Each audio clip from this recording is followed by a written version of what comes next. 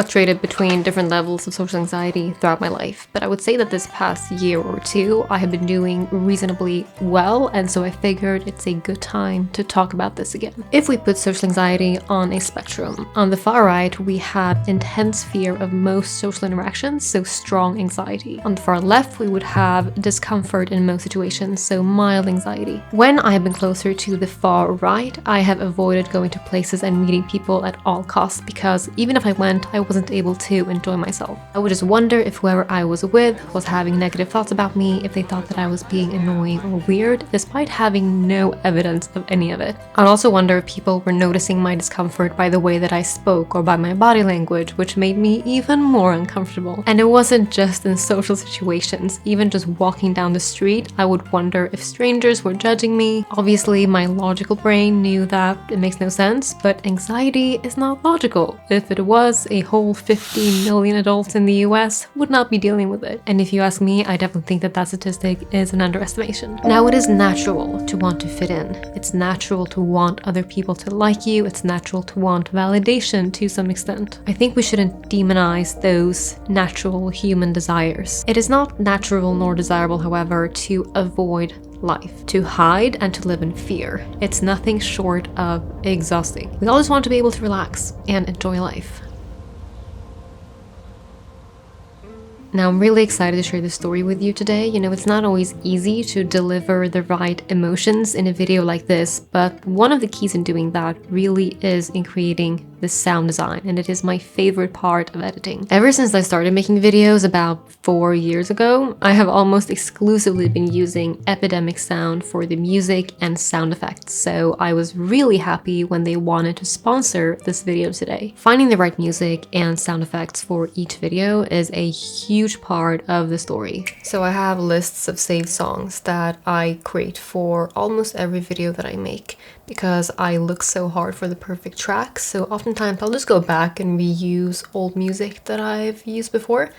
If not, if I want something new, I'll go to browse, I'll go to moods, let's say we want something dreamy, I'll go to genre, let's say we want something beautiful, and then I'll just listen to all the songs until I find one that is the perfect fit. Now, if you're into filmmaking of any sort, or if you just want to find some new music, I highly recommend Epidemic Sound. New music is added every week, and they have over 90,000 sound effects, and you can use their entire library without having to worry about copyright strikes. So they have 2 plans that you can pick from. One is the personal plan. It's ideal for content creators as it covers most platforms like YouTube, Facebook, Instagram, Twitch, and podcasts. And then they have the commercial plan, which is perfect for freelancers, businesses, and agencies looking to soundtrack their content. Click the link in my bio to get a free 30-day trial. Everything you post during that time is protected, even if you end up canceling for some reason. Thank you so much again to Epidemic Sound. Increased heartbeat, blushing, sweating, trembling, trouble breathing, mind goes blank.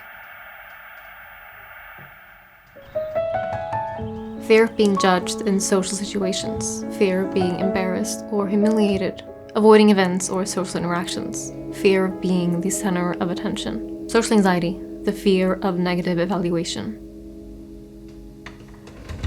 I do suggest using the fear of negative evaluation FNA scale that was developed by David Watson and Ronald Friend in 1969. It's one of the most commonly used measures of social anxiety. A brief version of the FNA was devised by Mark Larry in 1983 to measure the same construct as the full instrument. It consists of 12 statements that you are meant to answer how accurately describe you. So some of the statements are: I am afraid others will not approve of me. When I am talking to someone, I worry about what they may be thinking about me. I often worry that I will say or do the wrong things. I will link the test below for anyone interested. Obviously, you shouldn't let this test fully define you or your experience, but it might be helpful in giving an idea of what you are dealing with and to what extent. Why do I have to deal with this while everyone else can walk around all normal and just enjoy life? Just why?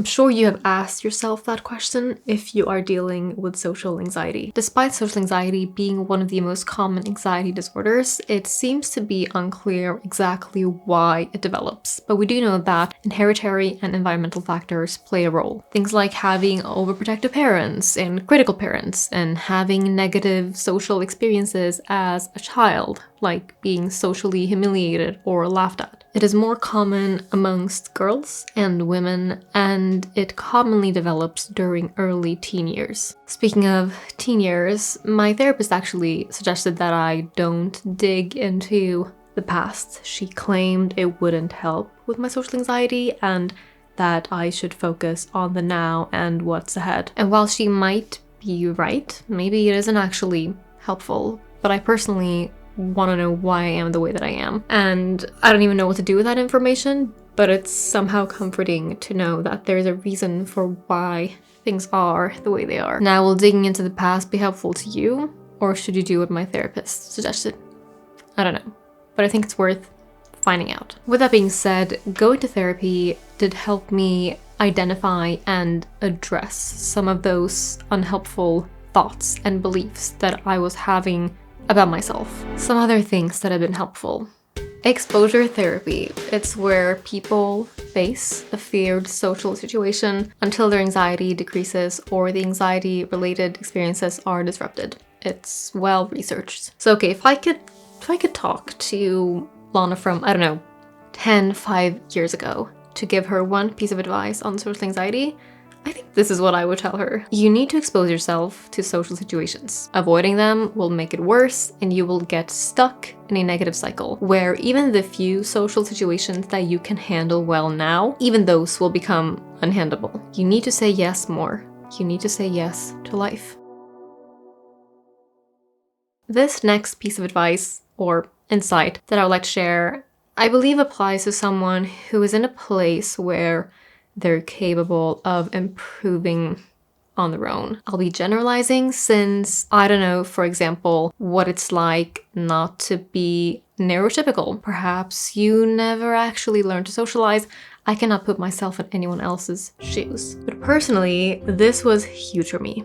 And that was to simply stop talking about it. I believe there is such a thing as overstudying and almost becoming addicted to finding answers and figuring things out. I can be that person sometimes. I will over-identify with a problem. I'll become attached to it. I'll make it part of my identity in a way that does more harm than good. What this does is it keeps the problem at the top of my mind. I would go into social interactions subconsciously identifying myself as awkward, weird, insecure, whatever it was. It sure wasn't helpful. It was labels that I put on myself, and it did nothing but hold me back. It was like I had surrendered to my anxiety, like I had given up the responsibility for my own destiny by continuously thinking to myself and telling myself that I was being a certain way. Like I would think of being, let's say, awkward before actually feeling awkward. Like I would think of being anxious before even feeling anxious. I would think of a conversation going badly before it even started. I didn't even give myself a chance. It became a self-fulfilling prophecy. The term was coined by Robert Merton in 1948. It's essentially when our beliefs and expectations influence our behavior at the subconscious level. It's when a person unknowingly causes a prediction to come true due to the fact that they expect it to come true. You may unconsciously affirm your beliefs by having certain attitudes, ignoring the positive, amplifying the negative, and behaving in ways that contribute and strengthen your predictions. And so what I did was I basically drastically decreased my consumption of content related to social anxiety, kind of unintentionally to begin with, to be honest. Ooh, my earring fell off. But it turned out to be a out of sight, out of mind type of thing. I guess I found out that there was something to that. Like, the less I thought about it, the less I thought about it. Is that making sense? Which might seem kind of ironic, given that I'm now creating a whole entire video about it and you're here watching it. But I do invite you to experiment. How about this be your final piece of social anxiety content that you consume for, I don't know, a full month? And let me know how it goes.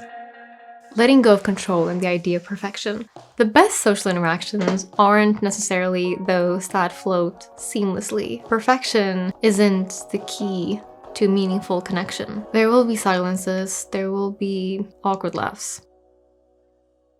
There are worse things that you could be. Now, I'm not trying to downplay anyone's experience. I know for sure that there are so many people whose anxiety has affected their lives in ways that I can't really even imagine. But I'm also not going to invalidate my own experience. It's been very real and it continues to be real. And I'm also not saying this to, discourage anyone from seeking help or to encourage anyone to just accept things the way that they are.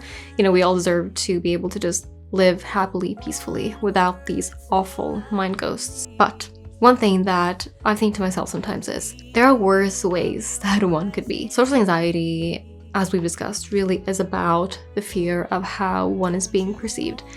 And if I'm being perceived as awkward or anxious or nervous or anything of that sort, so what? Like, out of all the things that a person can be, I would say that's not that bad. I'm not being mean. I'm not a liar, I'm not deceiving, I'm not hurting anyone, and I don't think you are either. If awkwardness or social anxiety is the worst thing about you, you're doing pretty great, I would say. With that being said, don't hesitate getting help. You deserve it. Don't you wanna be free when you're standing on the edge of time? If you want, I can be your friend.